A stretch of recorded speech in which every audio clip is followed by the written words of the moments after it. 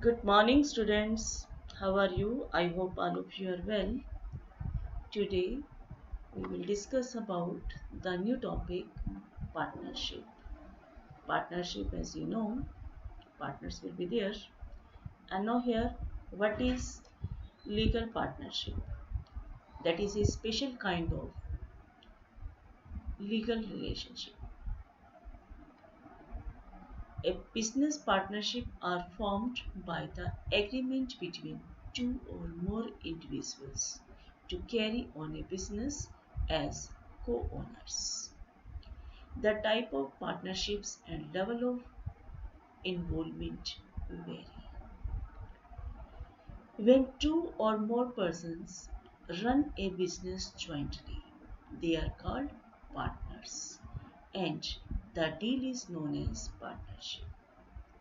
If all the partners invest their capitals for the same period of time, then it is called simple partnership.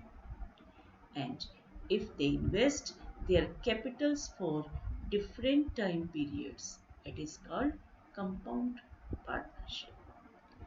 Yes, now according to their investments, profits are earned or losses incurred in a business are divided among the partners in the ratio of their investments with due consideration of the time. यानी कि किस person ने कितना invest किया है, कितने time के लिए इन्वेस्ट किया है, उनकी जो रेशियो होगी उस रेशियो पर हम प्रॉफिट और लॉसेस को डिस्ट्रीब्यूट करते हैं. प्रॉफिट अर्न होता है और लॉसेस इनकर्ड होता है. Okay, for which they invested in the business. Ratio of investment multiplied by time, that is equal to ratio of profit. A's investment multiplied by A's time is to B's investment multiplied by B's time is equal to A's profit is to B's profit. यानी कि A की investment कितने time के लिए invest किया और B की investment और उसने बी ने कितने टाइम के लिए इन्वेस्ट किया, इसकी जो रेशियो होगी that gives the ratio of profit. And now example number 1. Divide PQR jointly a total of 64,000 in a business, and P invested rupees 6,000 more than Q, and Q invested rupees 5,000 more than R.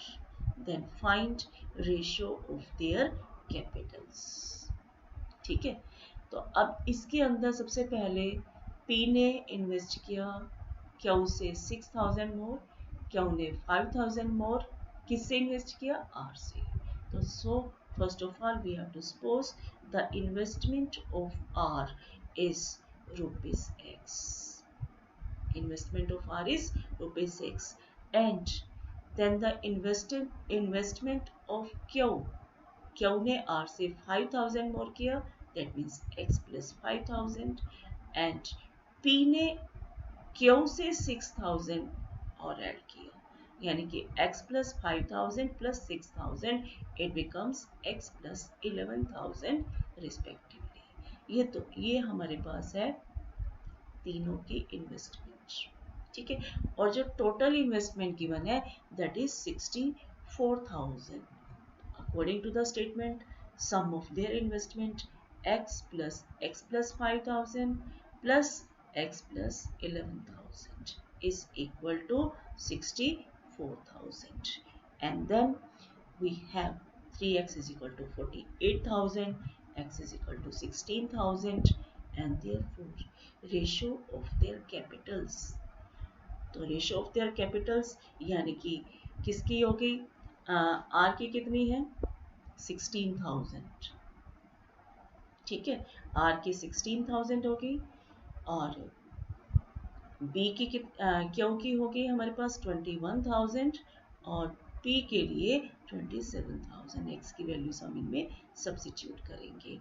And now When we simplify this, it becomes 27 is to 21 is to 60.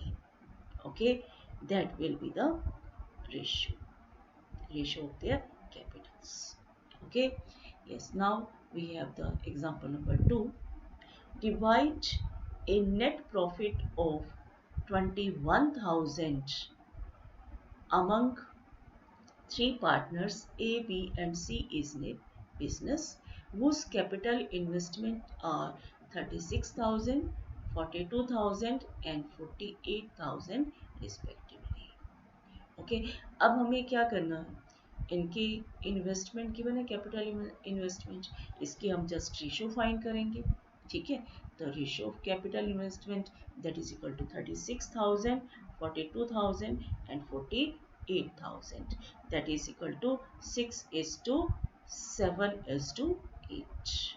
Okay, and now we have to divide this 21,000 in this ratio. And what is the sum of ratio? Sum of ratio becomes 6 plus 7, 13, 13 plus 8, that is equal to 21. Okay, and now we have profit किस में divide करेंगे, ratio of their Capitals. तो ए share कितना हो जाएगा, share of A that is equal to A की हमारे पास है 6/21 मल्टीप्लाइड बाय 21,000. ठीक है, क्योंकि हमें जो प्रॉफिट डिवाइड करना है रेशियो ऑफ कैपिटल से डिवाइड करना है. ए का शेयर है 6. ठीक है, तो 6/21 multiplied by 21,000 that is equal to ₹6,000. ठीक है, एंड बी शेयर, बी का शेयर कितना हो जाएगा 7, उसकी रेशियो 7 है, तो it means 7 divided by 21 multiplied by 21,000 that is equal to 7,000. And for the C share, C के लिए हमारे पास है 8/21 multiplied by 21,000 that is equal to 8,000. It means their profit of A, B is C, that is equal to 6,000, 7,000 and 8,000 respectively. That will be the answer. Okay, I hope you understand this. Yes, and now we have to discuss the example number 3. Three friends A, B and C enter into a partnership to run a business cafe. A put in 5,000 per month and B contributes ₹3,000 per month at the first and increases his contribution at the end of 4 months. And while C puts ₹4,000 per month and withdraws ₹1,000 at the end of 9 months, how should they divide a profit of ₹10,200 at the end of a year? अब इस statement के accordingly हमारे पास जो investment है तीनों की अलग अलग है. ठीक है, तो पहले हम उनकी इन्वेस्टमेंट फाइंड करेंगे, फिर उसकी रेशियो फाइंड करेंगे. यानी कि हमारे पास जो ए की इक्विवेलेंट कैपिटल हो जाएगी फॉर 1 मंथ के लिए. ठीक है, अब उसने जो ए ने कितना किया 5,000 1 मंथ के लिए, यानी कि जो उसकी अमाउंट है इन्वेस्टमेंट है फॉर 1 मंथ, यानी कि 5,000 पर मंथ है, तो ये हमारे पास हो जाएगा 5,000 multiplied by 12,000 that is equal to 60,000. Okay, अब बी के लिए देखिए, बी ने कितना कंट्रीब्यूट किया 3,000 फॉर एट फर्स्ट. पहले उसने 3,000 पे किया और उसके बाद 4,500 at the end of 4 months और ऐड कर दिया. तो यानी कि जो इसकी अमाउंट है 3,000 कितने मंथ्स के लिए होगी, ये 4 मंथ्स के लिए होगी. ठीक है, और फिर उसने 4500 कितने मंथ्स के लिए? At the end of 4 months किया, यानी कि इसको हम 8 से मल्टीप्लाई कर देंगे, क्योंकि रिमेनिंग 8 मंथ्स के लिए हमारे पास है 4500। ठीक है, तो ये हमारे पास हो गया 12,000 प्लस, इसको मल्टीप्लाई करें 0 0, एंड देयरफॉर ये 44 32 और 436, ठीक है, 36,000 टोटल होगी इसकी 48,000। ओके, अब सेम इसी तरह से हम सी के लिए कैलकुलेट करते हैं। अब जो सी के लिए होगी, सी ने कितना अमाउंट पे किया? सी ने 4,000 तो पहले पे किया, ठीक है, और उसने क्या किया कि जो कितने मंथ्स के बाद है, 9 मंथ्स के बाद उसने 1,000 रुपीज निकाल लिए, यानी कि उसकी जो कंट्रीब्यूशन है 4,000 इंटू 9,000 प्लस 1,000 निकाल लिए, तो हमारे पास कितना रह गया? 3,000। तो 3,000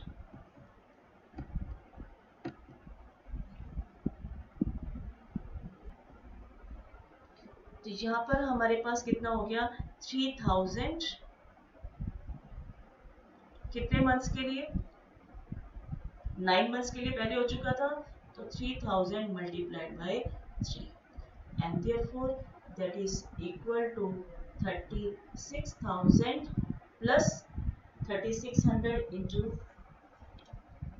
3,000 into 3, that means 9,000, and therefore that is equal to 45,000। Okay, अब इसको जो हमारे पास जो इसका प्रॉफिट है, हम इनकी इक्विवेलेंट कैपिटल पर हम रेशो में डिवाइड करेंगे, ठीक है। तो अब हमारे पास जो रेशो हो जाएगी दैट इज 6,000, ये हमारे पास थी